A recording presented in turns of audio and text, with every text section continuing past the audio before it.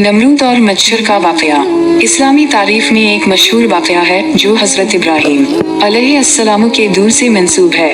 नमरूद एक जालिम और जाबिर बादशाह था जो अपने आप को खुदा कहलाता था और लोगों को अपने आगे सजदा करने पर मजबूर करता था। जब हजरत इब्राहीम अलैहिस्सलाम ने अल्लाह की वहदानियत की दावत दी तो नमरूद ने उनसे मनाजरा किया। नमरूद ने हजरत इब्राहीम अलैहिस्सलाम से पूछा कि तुम्हारा खुदा क्या कर सकता है।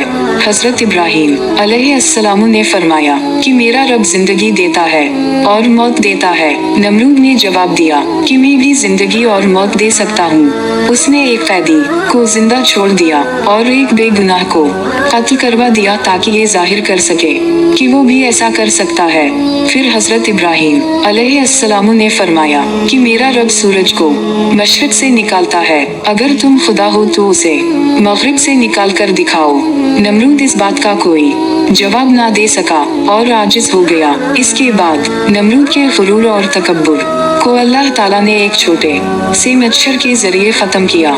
रिवायत के मुताबिक एक मच्छर नमरूद के नथने में दाखिल होकर इसके दिमाग तक पहुंच गया।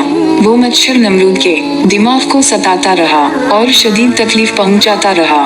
नमरूद अपने सर को दीवारों से टकराता रहा ताकि इस तकलीफ से निजात मिल सके, लेकिन कोई फायदा ना हुआ।